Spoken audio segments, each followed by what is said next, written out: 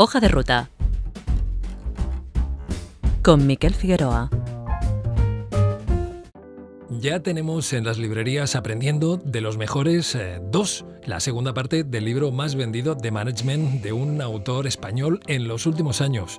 Esta segunda parte sigue la línea de la primera, poniendo a nuestra disposición otras 500 reflexiones cuidadosamente seleccionadas de medio centenar de reconocidas personalidades del mundo de la empresa, del deporte, la moda, la ciencia, la economía o el desarrollo personal y el management. Su autor es Francisco Alcaide, conferenciante, formador, escritor y coach en liderazgo y motivación. Lo tenemos aquí al teléfono. Buenos días. Buenos días, ¿qué tal? Encantado de estar con todos vosotros. Pues igualmente, un libro, bueno, primero felicidades porque lo he dicho bien, la primera parte de Aprendiendo de los Mejores es el libro de management más vendido de un autor español en los últimos años. Madre mía, ¿no? Sí, la verdad es que estamos muy contentos porque, bueno, ese es el objetivo de un libro, de un producto o de cualquier servicio, ¿no? Aportar valor a los demás, y si lo están comprando es porque esa función se está cumpliendo, o sea que yo a nivel personal encantado y la editorial también, ¿no? Claro, es un libro muy inspirador esta segunda parte también, porque estimula, guía, ¿no? Es como ponernos en contacto con gente, con estos mejores que tienen mucho que decir, ¿no? Sí, la finalidad es esa. Todas las personas tenemos metas, tenemos sueños, tenemos objetivos. Sin embargo, la experiencia lo que dice es que luego la mayoría de las personas se quedan a mitad de camino, no consiguen esos sueños, ¿no? Y surge una pregunta: ¿qué hacen o qué han hecho aquellas personas que ya han llegado donde nosotros también queremos llegar? A mí me gusta decir que el éxito deja huellas, deja pistas, y que si uno es capaz de identificar esas huellas, esas pistas, está en mejores condiciones a la hora de conseguir sus propias metas. Claro. Bueno, pues enseguida entraremos a saber un poquito qué hacen estas personas para llegar tan lejos y qué hacemos o qué hacen otros para no llegar. Pero antes me gustaría saber un poquito más de esta segunda edición que trae, como decíamos, 46 nuevas personalidades, y cuentas y al principio que has querido hacer una serie de cambios o de potenciar una serie de particularidades, como es, por ejemplo, contar con más mujeres, ¿no? Sí, efectivamente. En el primer volumen solo había 3 mujeres. Es cierto que por unas cuestiones culturales e históricas la incorporación de la mujer a todos los ámbitos, política, empresa, deporte, ha sido más tardía, y como estaba un poquito descompensado, la idea era también reflejar esa parte del liderazgo femenino, que es muy importante, y además las mujeres tienen cualidades y valores muy destacables, y además las mujeres que aparecen en este segundo volumen tuvieron que luchar o salir adelante en situaciones mucho más adversas que las actuales, ¿no? Desde Helen Keller, Coco Chanel, Elizabeth Kubler-Ross, Eleanor Roosevelt. Hay muchas, ¿no? En este segundo volumen, ¿no? También dices que has querido incorporar más deportistas. ¿Por qué? Básicamente, yo siempre que hago un evento intento invitar a algún deportista, porque para mí el deporte es el ámbito que mejor refleja lo que es el desarrollo personal. Para mí los deportistas, o el deporte, es una metáfora de la vida, ¿no? Si nos fijamos, los deportistas para llegar arriba tienen que ser extremadamente disciplinados. Tienen que gestionar el éxito, pero también tienen que gestionar el fracaso. Son personas que tienen que gestionar una fuerte presión de los medios de comunicación, de los patrocinadores, del público. Si nos fijamos, todos ellos tienen un entrenador, un coach, porque ir solo en la vida es muy complicado, ¿no? Es decir, que los deportistas reflejan todos esos valores que intentamos transmitir en el libro y que son importantes para conseguir el éxito, triunfar y crecer, ¿no? Uh-huh. Y por último también remarcas que has querido dar mayor protagonismo al aspecto espiritual. ¿Por qué en este caso? Bueno, todas las personas, también yo suelo decir, ¿no?, que las personas no somos seres materiales con una vida espiritual, sino somos seres espirituales con una vida material. Las personas, todos, antes o después, aunque nos vaya muy bien en el plano físico, en el plano exterior, todos nos hacemos preguntas y todos necesitamos estar satisfechos o o en paz con uno mismo, ¿no? Y el aspecto espiritual es un aspecto importantísimo de la vida que no se debe descuidar, y que cuando uno solo se fija en lo externo, al final acabas vacío, y todos conocemos casos de éxito que en el fondo están frustrados, ¿no? No son felices. O sea que el aspecto espiritual también es muy importante, ¿no? Va mezclado, claro, no es solo la relación con lo físico, con el plano material, es Claro. que está entremezclado, porque cuando hablamos de objetivos es hablar de nuestro lugar en el mundo, ¿no? Y eso tiene que ver, eso, con cosas que son muy de nuestro interior, ¿no? Muy espirituales, podríamos decir. Totalmente. Yo creo que lo has reflejado muy bien. Es decir, lo espiritual y lo material no está separado, están relacionados. Y a mí me gusta decir también, ¿no?, un poco que hay que buscar el equilibrio integral, ¿no? Es decir, el dinero es importante, el trabajo es importante, pero también el ocio, la familia, los amigos, ¿no?, la salud y lo espiritual. Es decir, las personas no somos unidimensionales, sino que tenemos distintas parcelas, son distintas patas de una mesa, y si una de las patas está deteriorada, pues la mesa cojea, ¿no? Hay que intentar buscar ese equilibrio, que no es fácil, también hay que decirlo, pero sí que por lo menos tomar conciencia de que es necesario y tender a ello, ¿no? Bien, bueno, pues llevas muchos años en esto, más de 15 años estudiando por qué unas personas, pues eso, llegan tan lejos. ¿Has tenido en este tiempo la oportunidad de tratar con estas personas de las que hablas en estos libros? Sí, he tenido la oportunidad de entrevistar y conversar con cientos de personas. Tú lo comentabas al inicio, de todos los ámbitos, ¿no? De la empresa, del deporte, del cine, de la moda, de la ciencia, y en el libro la mayoría son personajes mundiales, pero algunos de ellos también los he conocido y los he entrevistado personalmente, como Daniel Goleman, por ejemplo, Gustavo Cervino, que es uno de los supervivientes del accidente aéreo de la cordillera de los Andes en 1972, que luego dio lugar a la película de cine de Viven, del deporte, por ejemplo, a Jorge Valdano, que también aparece en el libro, a Luis Rojas Marcos, que aparece en el primer volumen, que fue el jefe del sistema de sanidad pública de Nueva York, y que tiene muchos libros. O sea que he tenido la fortuna de estar con ellos y conocer su trayectoria, su evolución y también sus libros, ¿no? Y como introducción, como no sé si es un trabajo de síntesis posible, pero ¿qué dirías que tienen estas personas? ¿Qué es lo básico? ¿Qué es lo que detectas que tendrían todas estas personas pues eso, que como decimos, llegan tan lejos? Bueno, en el primer volumen ya comentaba que yo había identificado 10 rasgos que son importantes, y de manera muy breve te los comento si quieres. En primer lugar, algo que es fundamental es tener un sentido claro de dirección. La principal causa por la que una persona no consigue lo que quiere es que no sabe lo que quiere. Ese es uno de los grandes problemas que tenemos las personas, ¿no? Porque cuando sabes lo que quieres, ya puedes concentrar todas las energías en esa dirección. Segundo, son personas de acción. Si uno decide algo y no actúa, no ha decidido nada. Y pasar a la acción es muy importante, porque los miedos siempre acechan. Avanzar en la vida tiene mucho que ver con ir superando miedos, ¿no? Tercero, la disciplina, como hablábamos en el caso de los deportistas, y la disciplina es hacer lo que se tiene que hacer aunque no apetezca, porque en el ser humano hay una tendencia a la pereza, ¿no?, a hacerlo cómodo. Luego, cuarto, son personas que están muy enfocadas en algo. La dispersión es aliada de la mediocridad. No se puede ser bueno en todo, y concentran sus energías en algo. Quinto, la paciencia, que no se siembra hoy y se recoge mañana, sino que las cosas tardan en llegar y que hay que tener capacidad de aguante. Sexto, la autorresponsabilidad. Esto es importantísimo, porque habitualmente también caemos en las quejas, en las excusas, en las culpas, y son personas que ponen la responsabilidad de su vida sobre sus espaldas y siempre buscan cómo sortear toda clase de obstáculos, ¿no? Muchos obstáculos no se pueden eliminar, pero sí bordear. Séptimo, también la determinación, que como el camino está plagado de obstáculos, la determinación es hacer lo que haga falta, el tiempo que haga falta, ¿no?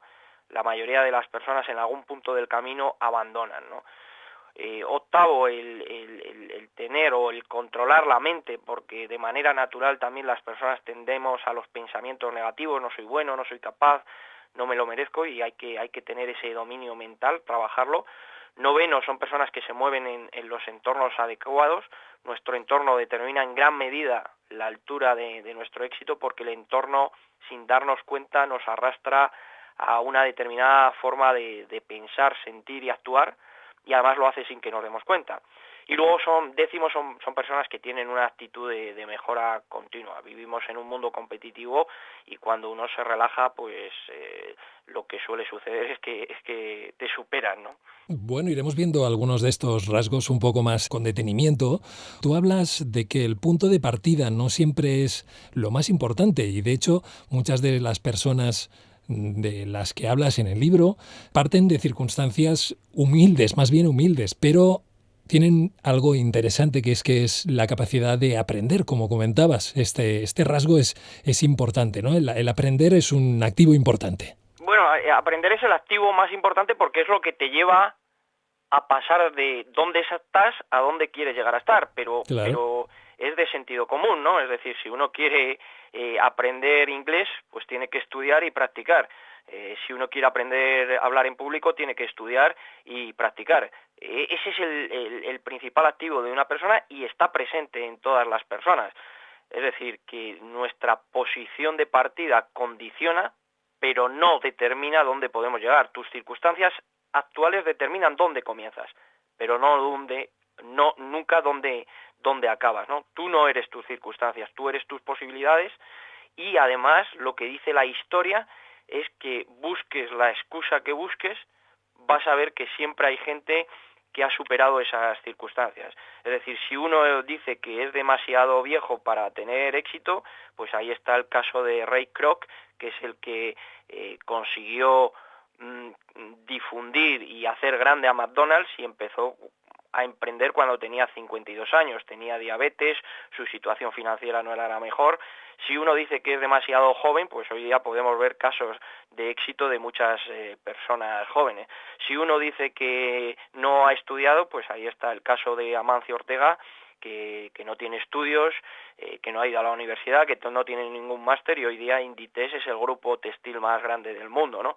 Si uno dice que su posición de partida o su familia tenía pocos recursos, la historia está plagada de personas que con determinación, con ganas y con actitud han superado todas esas circunstancias. Es un tema de determinación que hablábamos antes. Hace algunos años se hizo un estudio sobre los factores claves del éxito y en el número 1 aparecía la determinación o el compromiso. Y como decíamos antes, eso es hacer lo que haga falta, el tiempo que haga falta. Si tú estás determinado a llegar a un sitio, al final lo que tienes que hacer es aprender todo lo necesario y hacer todo lo que haga falta. Claro, y comentabas que lo importante es la dirección. Es uno de estos rasgos que tienen estas personas, el enfocarse en algo, en tener un objetivo claro, y a lo mejor un problema es ese, es no tener claro el objetivo. Y en este sentido tengo un pequeño lío. ¿En qué debería enfocarme? ¿Qué debería, enfocar mi día a día, mis hábitos, en lo que me apasiona, en lo que se me da bien? ¿Suele coincidir esto? ¿Qué es lo más importante? Lo más importante, efectivamente, cuando pensamos en alguien que es experto en algo, es porque es muy bueno haciendo en algo. Y sí. Para ser muy bueno en algo, tienes que tener esa habilidad o esa fortaleza. Generalmente las personas somos buenos en aquellas cosas con las que disfrutamos, ¿no? Es decir, es muy difícil ser bueno en algo con lo que no disfrutas. Entonces eso es un buen indicador de por dónde deben ir los tiros. Para ser un referente en algo, para tener una sólida marca personal, el mercado te tiene que reconocer y para eso tienes que ser experto en algo, y eso supone tener mucho conocimiento y mucha experiencia. Por lo tanto, nuestras fortalezas, a mí me gusta decir que no se triunfa por no tener debilidades, se triunfa por saber explotar tus fortalezas. Por lo tanto, si tienes unas fortalezas en algo, de lo que se trata es de buscar cómo comercializarlas, cómo conseguir que esas fortalezas se conviertan en dinero, cómo empaquetarlas bien. Ahí es donde suele fallar la gente. Muchas veces el problema de mucha gente es que no se dedica a su pasión porque no ve la forma de rentabilizar esa pasión. Pero si tú eres bueno en algo, de lo que se trata es de trabajar el aspecto comercial, el aspecto empresarial y el aspecto de venta y de modelo de negocio, ¿no? Claro, claro, claro. Bueno, y ir trabajando y supongo que no decaer en el empeño, porque no siempre tenemos claro, primero el objetivo, luego también tenemos que estar preparados para fallar y esto puede determinar que nuestra confianza se vea también minada, ¿no? La falta de confianza, el trabajo de la confianza sería algún punto clave también, a lo mejor. La confianza lo es todo. Ralph Waldo Emerson, que aparece en el volumen 1, lo decía, ¿no? La confianza en uno mismo es el primer secreto del éxito, y en la confianza en uno mismo, decía, están comprendidas todas las demás virtudes. ¿Por qué? Es sencillo de entender, porque cuando tú tienes confianza en ti mismo, cuando tienes fe en ti mismo, esa confianza, esa fe es la que te impulsa a adquirir todo lo necesario para llegar donde quieres llegar, que son conocimientos, habilidades, herramientas y personas, ¿no? Creer que uno puede hacer algo te moviliza a ir a por ello, y creer que uno no puede hacer algo no te moviliza a ir a por ello. No es una cuestión de poder, es una cuestión de creer que uno puede. No es una cuestión de saber, es una cuestión de creer que uno puede adquirir las habilidades y los conocimientos para llegar donde quiere llegar, ¿no? Porque en el punto de inicio, en el punto de partida, nadie lo sabe todo. Entonces la confianza es lo que determina todos nuestros impulsos y todas nuestras acciones, y eso es el primer reto, el primer desafío que tenemos todos en esta vida, ¿no? Aprender a creer en uno mismo. El problema nunca es nuestra incapacidad, el problema es la creencia de que no somos capaces, y si crees que no eres capaz de hacer algo, no vas a ir a por ello, ¿no? Puede pasar que la derrota nos ponga en esta situación de creer que a lo mejor no somos capaces, ¿no? Hay que saber gestionar, y en esto, no a lo mejor, es que lo comentabas tú al principio, los deportistas tienen que saber mucho, ¿no? De gestionar la derrota para seguir adelante. Totalmente, pero fíjate que incluso deportistas que llevan toda la vida en el deporte, también esa confianza se deteriora. Un caso, pongamos Iker Casillas, ¿no? Que ahora ya no está en el Real Madrid, pero un jugador que con 16, 17 años ya se le sube al primer equipo, toda su carrera profesional está en el Real Madrid, sin embargo llega un momento que empieza a fallar. ¿Y cuál es el problema cuando empiezas a fallar? Que empiezas a dudar de ti mismo. Parece mentira que una persona, después de jugar a tan alto nivel, claro, empiece a dudar. Bueno, eso ocurre, ¿no? Cuando fallas, y por eso es muy importante también tener entornos afectivos y entornos emocionales que te permitan recuperar esa confianza en uno mismo, ¿no? La confianza siempre en algún punto del camino empieza a tambalearse. Y entonces, ¿eso cómo se recupera? Uno, mirando hacia atrás y viendo todo lo que hemos conseguido. Muchas veces, cuando aparecen los problemas o las amenazas, nos detenemos en las amenazas, sin embargo, no nos detenemos en todo lo que hemos conseguido para llegar donde estamos, ¿no? Es decir, que toda nuestra carrera ha sido una carrera de superar miedos y superar adversidades, ya sea una carrera universitaria, ya sea encontrar un trabajo, ya sea superar una oposición. Es decir, que estamos donde estamos porque también hemos superado miedos y hemos superado dificultades. Hay que mirar atrás y felicitarse, ¿no? Esto es importante también, ¿no? Para recordarse también lo bueno que uno es. Claro, es cierto, en el libro aparece Michael Jordan, y es cierto que Michael Jordan en sus inicios tuvo varios desencuentros, digamos, que pues que le dijeron que a lo mejor no era tan bueno como para llegar donde llegó. Michael Jordan y, por ejemplo, en el mundo del cine, Sylvester Stallone, sí. Que hasta que sale Rocky le negaron a hacer la película, porque él quería hacer la película, él quería ser el protagonista, y le ofrecieron dinero varias veces para comprarle, digamos, el guión y los derechos, pero los productores y los directores de cine no querían que fuese él el protagonista, hasta que después de mucha perseverancia consigue que le dejen hacer el papel, y bueno, Rocky es el éxito de la carrera de Sylvester Stallone, ¿no? Sí. Generalmente hasta que uno consigue hacerse un hueco en el mercado y tener una marca, las puertas no se abren fácilmente. Por eso también hay que tener resistencia y seguir luchando, ¿no? Disciplina, otro de estos rasgos importantes. Diversos autores durante todo el libro hablan en un término u otro, pero todos vienen a decir que pequeños gestos diarios sostenidos en el tiempo nos llevan a nuestros objetivos. Sí, es decir, a menudo lo difícil no es saber lo que hay que hacer, lo difícil es hacerlo. Es Es decir, que si uno quiere tener un cuerpo 10, ahora que llega el verano, ¿no?, se va al preparador físico y le dice, tienes que hacer esto, ¿no? Pero la gente deja de ir al gimnasio. Es decir, lo que hace que tengas un cuerpo 10 y el músculo coja forma es ir todos los días al gimnasio de manera constante y con paciencia, ¿no? Si uno quiere tener una dieta saludable es lo mismo. El nutricionista te dice lo que tienes que hacer, pero la gente se salta la dieta. No, un gran éxito no es otra cosa que la suma de muchos pequeños éxitos, que son los éxitos de cada día, ¿no? Si cada día das un paso, al final acabas llegando muy lejos. El problema es que la pereza siempre acecha. Por eso Jim Rohn, que también aparece en el libro, solía decir que la gente no consigue resultados porque prefiere hacerlo cómodo a lo necesario, ¿no? Uh-huh. Y en segundo lugar, que hay que tener paciencia, que no se siembra hoy y se recoge mañana, sino que el fruto suele llegar después de esa constancia a lo largo del tiempo. Bruce Lee, que también aparece en el libro, decía que a lo mejor no se trata tanto de añadir cosas, sino de restar. En este sentido podríamos aplicarlo pensando de que a lo mejor lo importante es ir quitando las cosas que, pues eso, no nos aportan un valor, estos hábitos que no nos llevan donde queremos y dejar solo aquello pues, que sí nos lleva allí. A mí esa reflexión me parece muy importante porque hoy día tenemos demasiados ladrones de tiempo, ¿no? Sí. Hoy en un mundo hiperconectado, en un mundo de redes y medios sociales, es muy fácil perder la atención y centrarse en cosas que, como decías, no aportan valor. Hoy día creo que es más importante que nunca ser productivo, y esto es importante. Productividad no significa hacer muchas cosas, sino eliminar todo lo que no debería hacerse, ¿no? Es decir, al final el problema nunca es el tiempo, todos tenemos el mismo tiempo. El problema es dónde pones tu atención y tu foco, y hay que poner la atención y el foco en aquello que genera rentabilidad, en aquello que nos aporta valor, ¿no?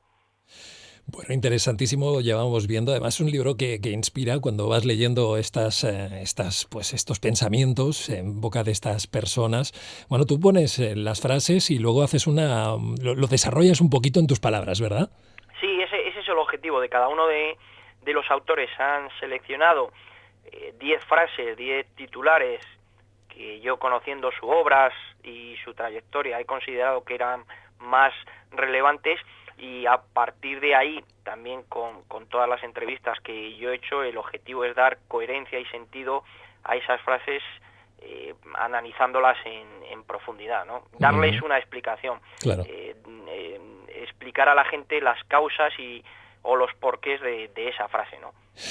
Bueno, como digo, es un libro muy, muy inspirador. Has hablado también del control de la mente y en este sentido Daniel Goleman, que es pues conocido por sus libros sobre la gestión emocional, tiene mucho que decir. Llega a afirmar que no importa cuán inteligentes seamos si no sabemos gestionar nuestras emociones, porque esto nos va a hacer que no lleguemos muy lejos. Las emociones son importantísimas en todo, ¿no? El conocimiento por el conocimiento no vale nada, ¿no? Lo que vale es el conocimiento en acción.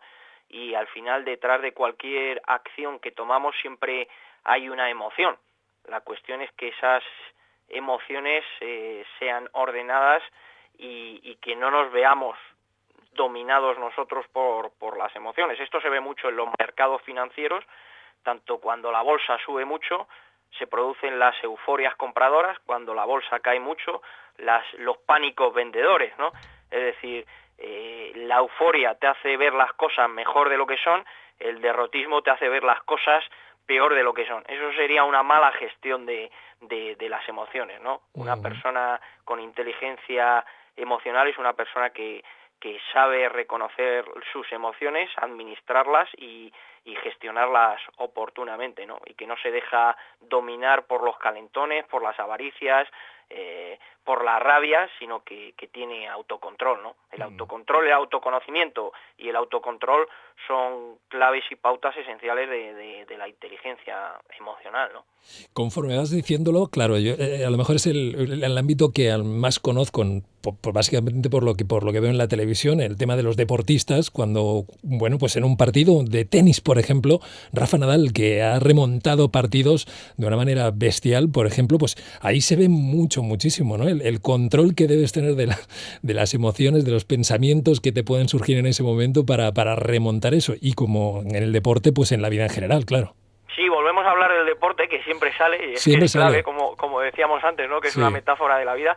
Efectivamente, cuando las cosas van mal, lo fácil es rendirse, lo fácil es entrar en un bucle negativo, lo fácil es que la confianza en uno mismo se deteriore. Y ahí es donde hay que demostrar ese control mental, en saber que tú tienes unas fortalezas, saber que también siempre que llueve escampa. Muchos jugadores de tenis, Djokovic lo decía precisamente hablando de Rafa Nadal, decía que Rafa Nadal era el único jugador de la pista que era capaz de mantener la concentración desde el primer momento hasta el último, ¿no? El resto, pues sufrimos, o el resto sufren vaivenes, ¿no? Momentos de mayor euforia y momentos de mayor desolación. Pero si tienes esa capacidad de concentración mental, tienes mucho ganado. También hay que decir que esa capacidad de concentración mental no es innata, que hay que trabajarla. Todos son hábitos. Nuestra vida siempre es el resultado de nuestros hábitos y muchas veces ponemos énfasis en los hábitos físicos, en nutrición, ejercicio, pero también hay que poner énfasis en los hábitos mentales, ¿no? Porque como comentábamos al inicio, ¿no?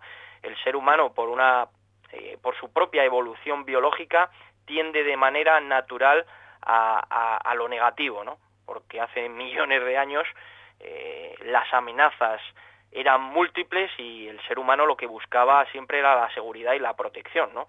Y la mente tiende de manera natural a coger la alternativa más segura, más cómoda, ¿no? La más fácil.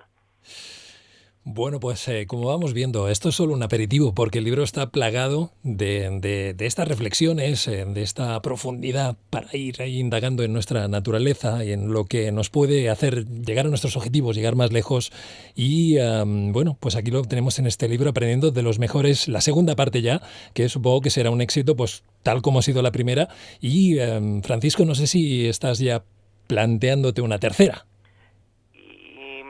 Algunas personas me han pedido y me han solicitado que escriba una tercera parte y aunque no está previsto a fecha de hoy, sí que hay personajes de múltiples ámbitos para hacer una tercera, una cuarta, claro, o una quinta parte, ¿no? Porque la finalidad de este segundo volumen era incorporar a personas de ámbitos o disciplinas no contempladas en el primer volumen. Por eso aparecen gente del deporte, de la productividad, de hablar en público, muchas más mujeres y si se hiciese otro volumen ese sería el objetivo, ¿no? Uh-huh.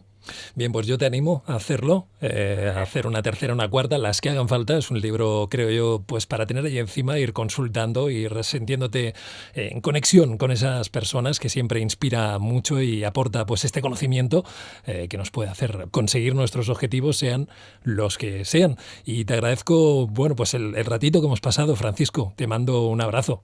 Y igualmente, gracias a vosotros por invitarme.